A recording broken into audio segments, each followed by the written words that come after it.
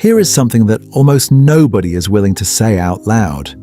Being ignored hurts more than being insulted. A direct insult at least acknowledges that you exist. It means someone looked at you, assessed you, and decided you were worth the energy of a reaction. Being ignored is different. Being ignored is a message that you do not even register. That your presence, your words, your feelings, none of it rises to the level of a response. And because that particular kind of pain sits so close to the deepest fear most people carry, the fear of being fundamentally invisible, fundamentally unimportant. It does something to people that very few other social experiences can do. It makes them desperate. And desperation, when it takes hold, drives behavior. Specific behavior. Predictable behavior. The kind of behavior that does not just fail to solve the problem, but actively makes it worse. The kind of behavior that communicates loudly and clearly to the person ignoring you and to every single person watching exactly how destabilized you are, exactly how much this is getting to you, exactly how little control you have over your own emotional state when someone decides to withdraw their attention. This video is about those behaviors. 3 specific things that people do when they are being ignored that feel like the right move in the moment and are, without exception, the wrong move every time. Not slightly wrong, not situationally wrong. Categorically, reliably, devastatingly wrong. And the reason most people keep doing them anyway is not stupidity. It is something far more interesting than that. It is the way the human brain processes the specific pain of being ignored and the survival response that pain triggers without you consciously choosing it. Understanding what is actually happening inside you when someone goes silent is the first step. Because until you understand the mechanism, you cannot interrupt it. And until you can interrupt it, you will keep making the same 3 mistakes that hand your power over to the exact person who just decided you were not worth their attention. Let us get into it. When someone ignores you, your nervous system does not experience it as a social inconvenience. It experiences it as a threat. This is not metaphor. This is neuroscience. Human beings are wired for connection at a biological level. Social exclusion and physical pain activate overlapping regions of the brain, which means when someone cuts off their attention, when they go cold, when they leave your message on read, when they look through you in a room full of people, your body registers it the same way it registers being hurt. Because in the deepest part of your nervous system, the part that is still running ancient software, being excluded from the group was not just uncomfortable, it was dangerous. It was a threat to survival. So your brain launches a threat response. And that response has one primary directive: reconnect, restore the bond, eliminate the threat, now, fast, whatever it takes.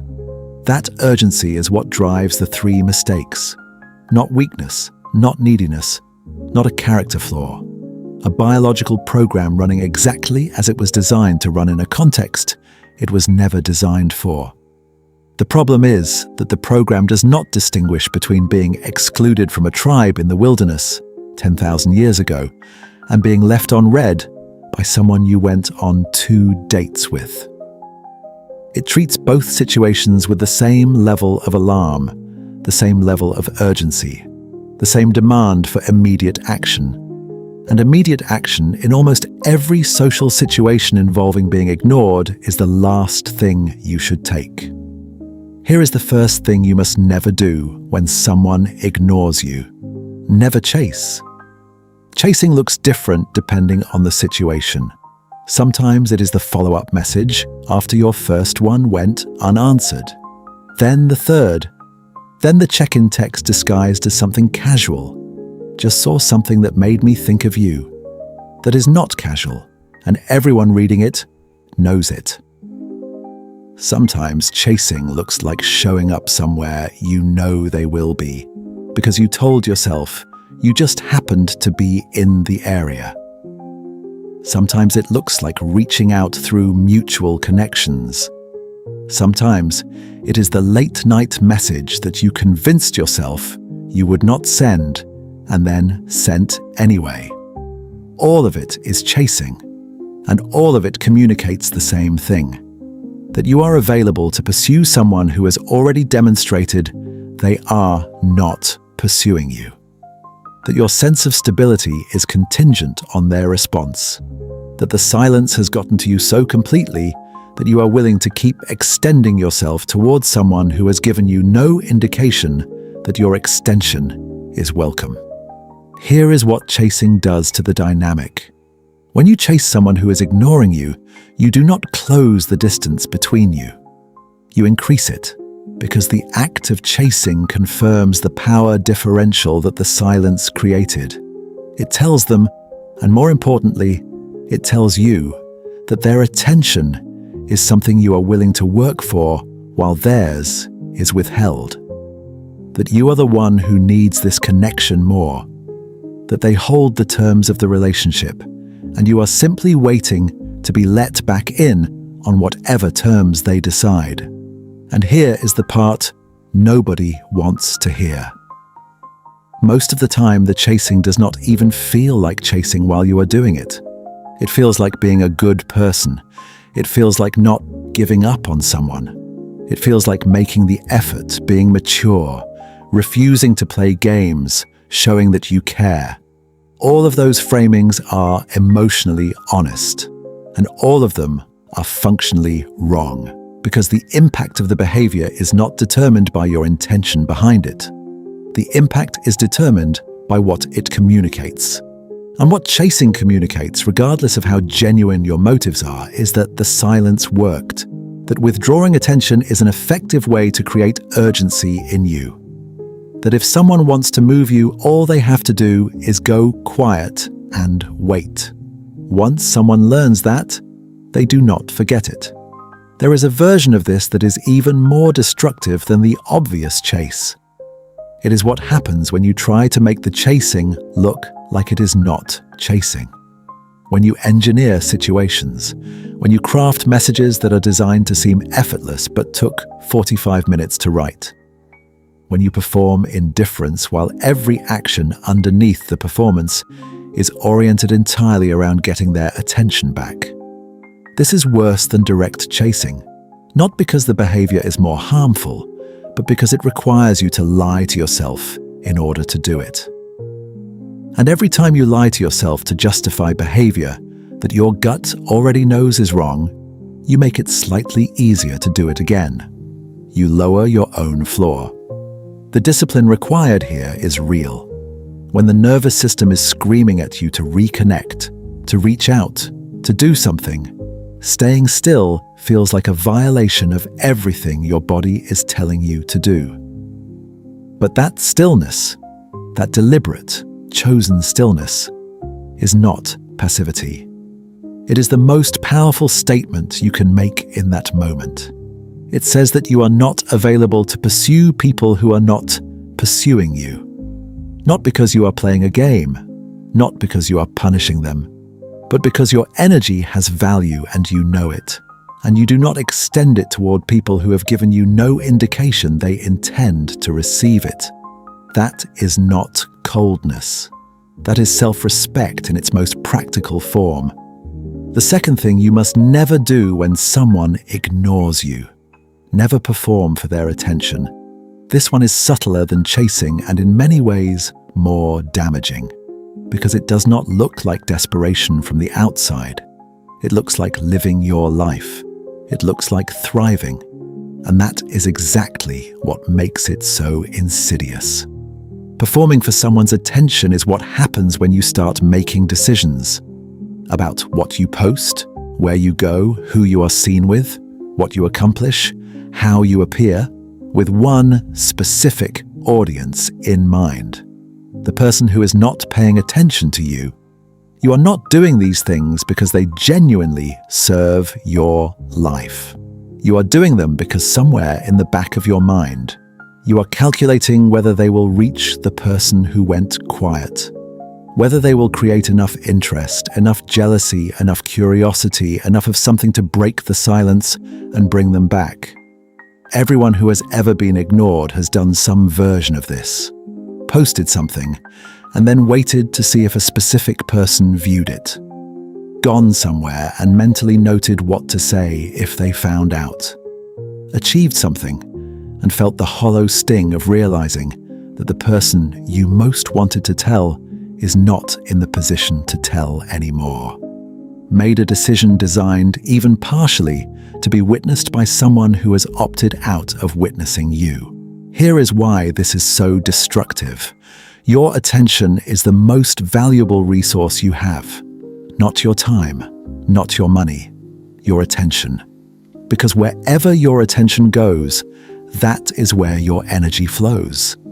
That is where your life is actually being spent. And when you are performing for someone who is ignoring you, your attention is not on your life. It is on them. It is on their perception of your life.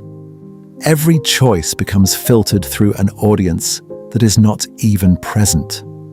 Every accomplishment gets measured against whether it would register with someone who has already made the decision not to be registered with.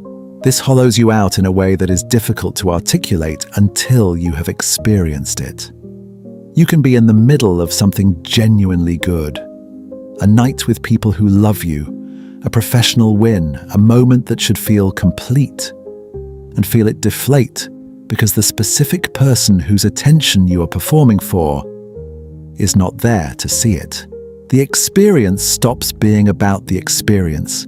It becomes a prop in a story you are telling to someone who is not listening. And beneath that performance is a belief that is worth examining very closely. The belief that if you just become visible enough, impressive enough, interesting enough, you can make someone care who has decided not to. That attention can be manufactured through performance. That if you engineer the right circumstances, you can override someone's choice to withdraw. That belief is one of the most expensive beliefs a person can hold. Not because attention can never be regained. It can, but it cannot be regained through performance directed at the person withholding it. The only thing that actually shifts dynamics is the absence of the performance entirely. When you stop performing for someone and genuinely redirect your energy toward your own life, not as a strategy, not as a tactic, but as an actual reorientation of your focus, something changes. Not always in them. Sometimes the silence stays silence. But in you, the hollowness starts to fill. Because your accomplishments stop being auditions and start being yours again. Your experiences stop being content and start being your actual life. And here is the thing about that shift. It is legible. People can sense when someone has genuinely stopped performing for them. They can sense it the same way they could sense the performance in the first place, even when they could not name it. The person who has genuinely moved on has a quality that the person who is pretending to move on does not. A completeness, a lack of looking over their shoulder, and that quality, that genuine self-possession, is almost always more compelling than any performance could ever be. Not that you should redirect your energy in order to become more compelling to the person who ignored you. That is just performing with extra steps. You redirect your energy because it belongs to your life, not to managing someone else's perception of it. The third thing you must never do when someone ignores you. Never make the silence mean something it has not told you yet. This is the one that operates entirely inside your own head and does more damage than either of the first two. Because chasing and performing are behaviors. You can observe them and interrupt them.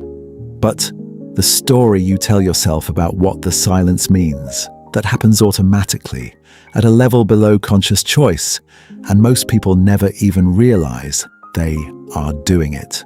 Here is how it works. Someone goes quiet, and in the absence of information, your mind does not sit in uncertainty. It cannot. The human brain is a pattern completion machine. It is deeply uncomfortable with open loops, with unanswered questions, with ambiguity, so it fills the gap.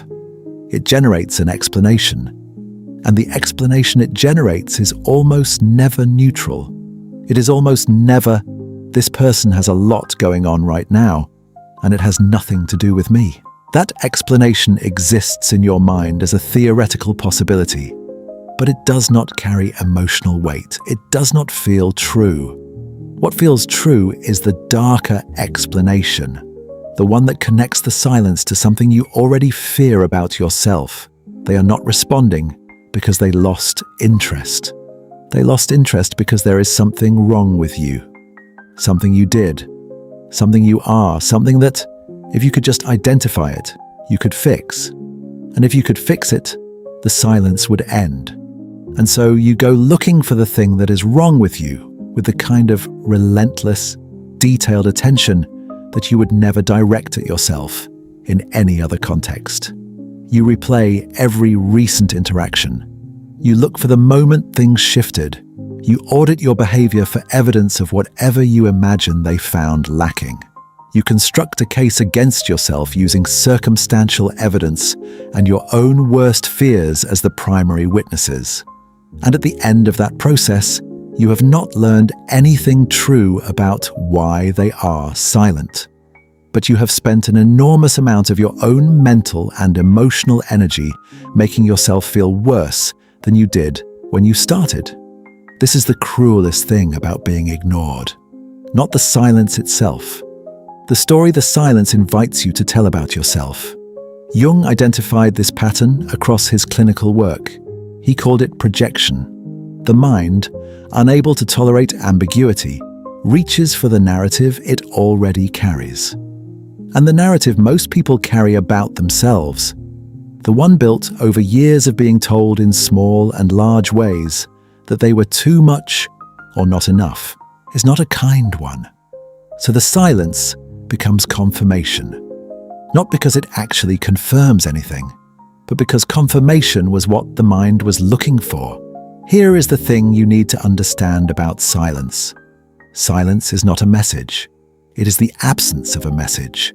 And absence, by definition, contains no information. The meaning you assign to it is not delivered by the other person. It is generated by you. It is a product of your internal world, not a transmission from theirs. Which means that whatever story you are telling yourself about what the silence means has far more to do with you than it does with them. This does not mean the silence is harmless. It does not mean the other person is blameless. There are absolutely situations where someone's withdrawal is a deliberate choice designed to create anxiety, and that matters, and it deserves to be addressed directly. But even in those cases, the story you tell yourself in the absence of information is yours to manage. Because that story is the thing doing the most damage. Not them, not their silence. Your response to the ambiguity. Your willingness to rush into the empty space with the worst possible explanation, and then live inside that explanation as if it were confirmed fact. The discipline here is learning to sit with not knowing.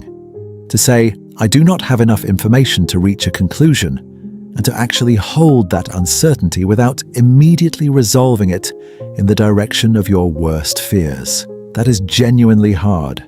It goes against the grain of how the brain operates, but it is a skill, and like all skills, it is developed through deliberate practice. Through catching yourself mid-narrative and asking, do I actually know this? Or am I filling a gap with a fear? Most of the time, the honest answer is the second one. Now. You have heard 3 things not to do. But there is something underneath all 3 of them that is worth naming, because it is the real subject of this entire conversation. All 3 of these mistakes, the chasing, the performing, the story-making, share a common root. They are all responses to the same underlying belief. The belief that someone else's attention is the thing that determines your worth. That when it is present, you are valid. That when it is withdrawn, something about you has failed. That the silence is a verdict. It is not a verdict. It is just a silence. And the people who handle being ignored with the most grace, the ones who do not chase, do not perform, do not spiral into self-constructed narratives, are not people who do not feel the pain of it. They feel it. They are human. They feel the sting of the unanswered message, the weight of the cold shoulder, the particular loneliness of being made invisible by someone whose visibility mattered to them. They feel all of it, but they have built something that most people have not. A stable internal reference point, a sense of their own value that does not fluctuate based on who is paying attention to them this week. Not because they were born with it, not because they have never been hurt, but because at some point they made a decision, consciously or not, to stop outsourcing their sense of self to other people's behavior. That decision is available to you, not as a performance, not as a defense mechanism that makes you seem like you do not care when you actually care enormously.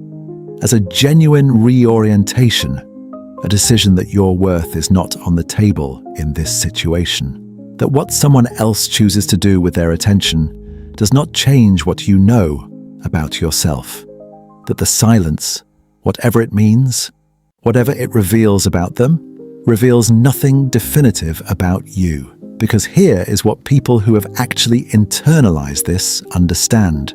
Being ignored is information, not about your value, about theirs, about where they are, about what they are capable of, about what kind of presence they are able to offer. A person who is genuinely interested, genuinely present, genuinely invested, that person communicates. Not perfectly, not always immediately, but they communicate. Consistent silence is its own kind of answer, and the maturity to receive that answer without chasing it, performing around it, or letting it become ammunition for your own self-destruction. That is not detachment. That is wisdom. The three mistakes we talked about today are not character flaws. They are human responses to a specific kind of pain. But responding humanly and responding wisely are not always the same thing. And the gap between those two responses is where your power lives. Go quiet when someone goes quiet. Not as a game, not to win something,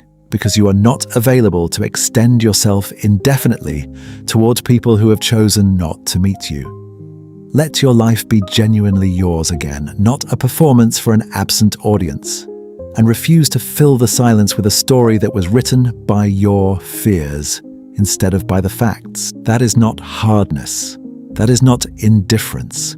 That is the most honest, most grounded, most self-respecting thing you can do when someone decides you are not worth their attention. Because the truth is this: the way you respond to being ignored is one of the clearest windows into what you actually believe about yourself. Not what you say you believe, not what you perform believing, what you actually carry when nobody is watching, and the silence is loud and the urge to do something is almost unbearable. What you do in that moment is who you are. Make it someone you respect.